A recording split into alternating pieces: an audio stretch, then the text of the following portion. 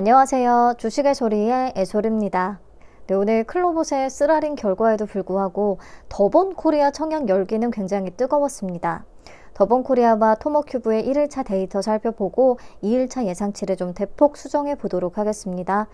우선 더본코리아는 1일차의 참여 건수가 한투에 17만 건가량, 그리고 NH에는 66,560건 정도 들어오면서 총 23만 6,938건이나 참여했습니다. 오랜만에 1일차에 20만 건을 넘어섰고요. 그리고 중요한 게 일반 청약자 배정 물량이 기존의 75만 주에서 90만 주까지 최대치까지 늘어난 상황이거든요. 그만큼 우리 사주에서 대량 미달이 발생했다는 얘기고요.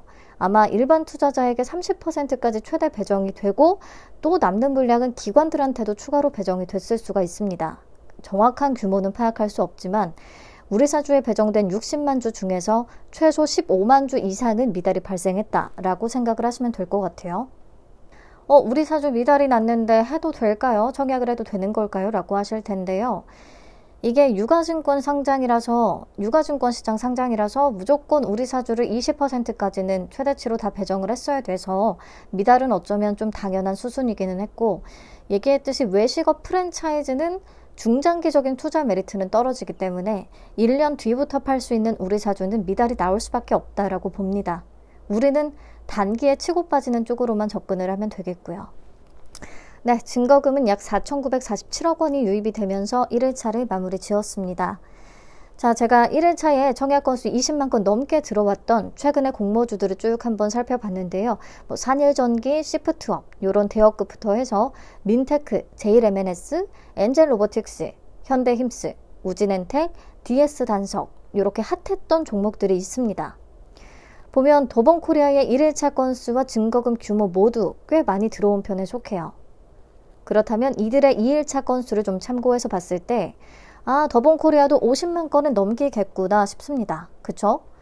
저는 산일전기보다는 조금 더 들어오고 시프트업보다는 덜할 것이다 라고 생각을 해서 일단 55만 건으로 잡아봤습니다. 그리고 한투에 33만 건, NH에 22만 건 이렇게 좀 나눠봤어요. 그러면 둘 다 균등 배정은 0.82주로 계산이 되거든요. 제 생각에 균등에서 큰 차이는 없을 것으로 보입니다. 아무튼 우리 사주 미달분까지 더해졌는데도 불구하고 균등은 추첨의 영역이 되어버릴 것 같다라는 거.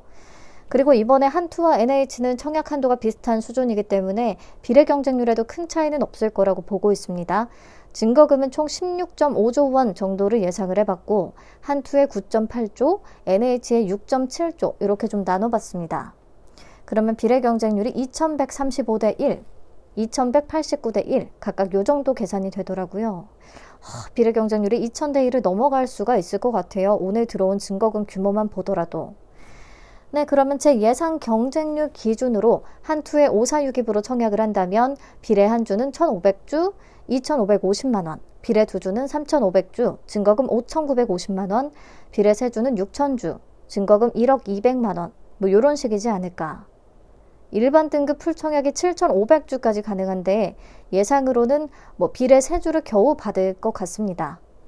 경쟁률 차이가 크지는 않은데 지금 제 예상치로는 NH가 약간 불리해지는 몇몇 구간들이 생기거든요.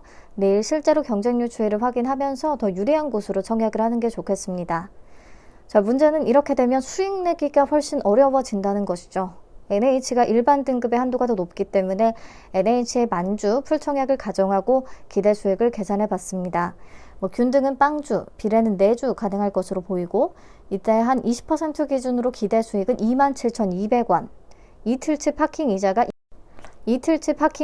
23,641원이고 청약 수수료 2,000원까지 생각을 하면 이 경우에 남는 게 거의 없습니다. 한 40% 이상은 가져야 될 것 같은데 어떨지 모르겠어요. 그래도 그나마 지금 단기의 공모주 분위기를 다시 살려줄 친구가 더본코리아 밖에는 없는 것 같아서 그래도 한번 가보자이지 않을까 싶긴 합니다. 자, 넘어가서 토모큐브 살펴볼게요. 1일차에 32,324건이 들어왔어요. 더본코리아에 비해서는 극명하게 저조했죠. 증거금도 약 173억 원밖에 안 들어왔습니다. 1일차에 비슷한 수준의 공모주를 찾아본다면 에어레인, 최근에 에어레인, 그리고 그 이전에 유라클, 한중 NCS 요 정도가 있는데요. 이 세 종목에 비해서도 증거금 규모는 가장 낮은 수준입니다. 네, 이들의 2일차 건수를 참고해서 봤을 때 토모큐브는 아무래도 2일차에 10만 건 초반대, 청약 건수는 10만 건 초반대를 기록하지 않을까 싶고요. 저는 3.5배 정도를 적용을 해서 11만 3천 건을 잡았습니다. 그러면 균등 배정 수량은 2.21주, 균등만으로 2주에서 3주까지도 노려볼 수 있을 것 같아요. 그리고 증거금은 예상보다 규모를 확 낮춰서 한 1.2조 원 정도를 잡았고요. 이때 비례 경쟁률은 600대 1 정도로 계산이 됩니다. 비례 한 주를 안정적으로 받기 위해서 600주 청약한다면 증거금은 480만 원. 굉장히 싸게 먹히는 종목인 거죠.